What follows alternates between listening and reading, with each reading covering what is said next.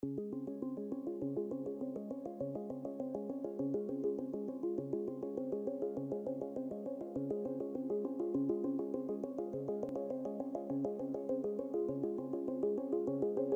c'est parti.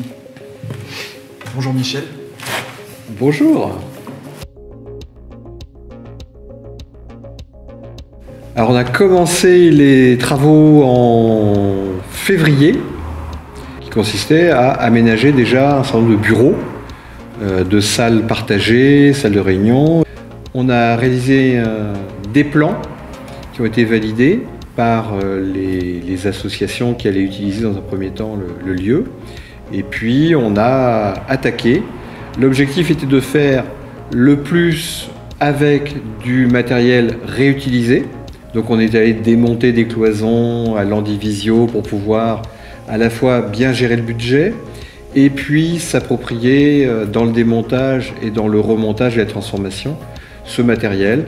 Donc beaucoup de réemploi, beaucoup de bois, beaucoup de techniques permettant aussi une modularité, beaucoup de verre pour que ce soit communicant, beaucoup d'espaces communs. Et pour réaliser tout ça, on a fait appel au chantier d'insertion de l'ULAMIR et on a également fait appel à des jeunes qui pouvaient ponctuellement donner un coup de main. La première partie du chantier était quand même très technique. On a fait quelques journées de formation aussi avec des entreprises, type Essence Bois pour le soufflage de ouate de cellulose. Donc pareil, technique du réemploi à partir des journaux, un isolant. Et puis maintenant, pour la suite, on va beaucoup plus encore utiliser les compétences des jeunes parce qu'on va être sur une deuxième partie avec de l'aménagement, de la décoration, de la modularité.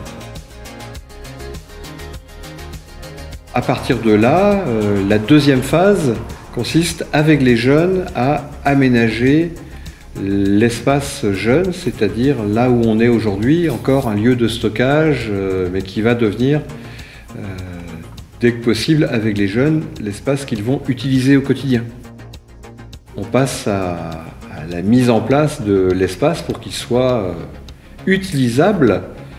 Évidemment, ça sera progressif, ça bougera très vite, puisque j'espère que un projet de jeunes chassera un autre projet et qu'on sera en perpétuelle réflexion sur ce lieu, de manière à ce que ça tourne, que ça bouge, que ça vive, et qu'on soit dans la progression continue.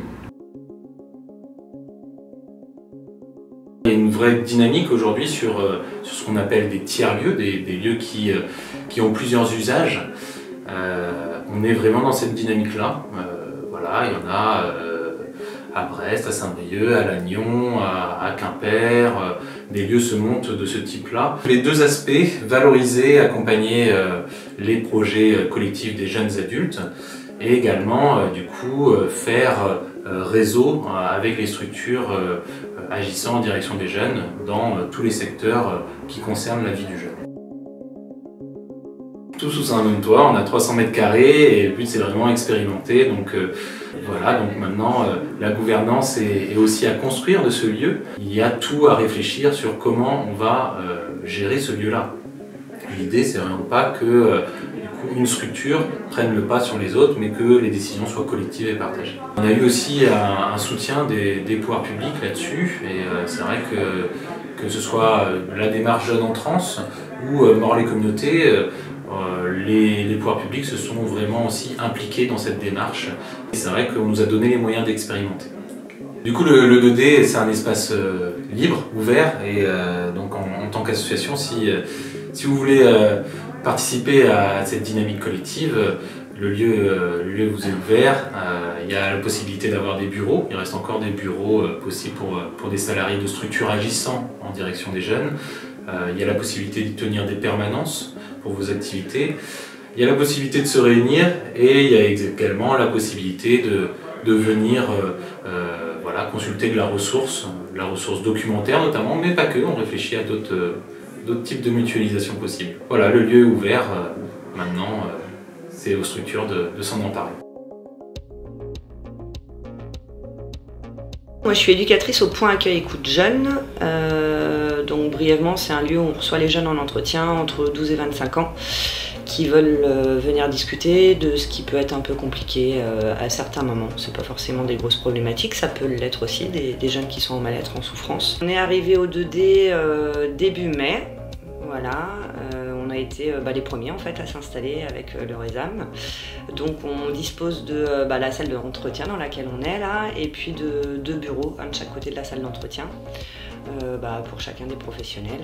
Et on côtoie d'autres collègues qui travaillent avec les jeunes également, donc c'est chouette de pouvoir travailler tous ensemble sur des projets communs. De pouvoir avoir un lieu central en fait où les jeunes peuvent pousser la porte et se dire que pour toutes les questions qu'ils ont, s'ils viennent au 2D, ils auront une réponse. Ça nous permet aussi de côtoyer des jeunes un peu plus âgés qu'on ne rencontrait pas forcément pour le moment et qui n'avaient pas forcément connaissance du PAEJ.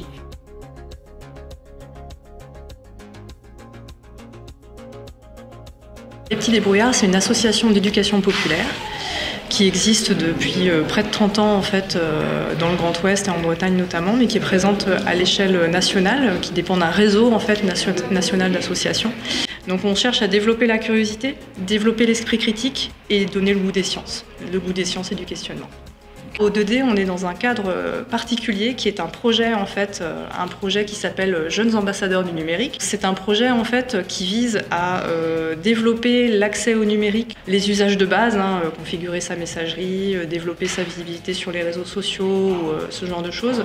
Et le but de ce projet, c'est de réunir des jeunes en service civique volontaire, de leur faire pratiquer le numérique de façon à leur faire acquérir une pédagogie pour qu'ils soient aptes à partager leurs connaissances. Et on veut aussi, à propos de formation, faire connaître les formations qui sont ouvertes aux professionnels, parfois gratuitement, à travers différents acteurs du territoire. On a commencé à déménager ici donc hier, donc on a tout emménagé, tous les meubles, tout ce qui était frigo, table et tout ça, on a emménagé ici au 2D, donc ça s'est plutôt bien passé, il y avait une bonne ambiance, il y avait une bonne cohésion de groupe par rapport à ça.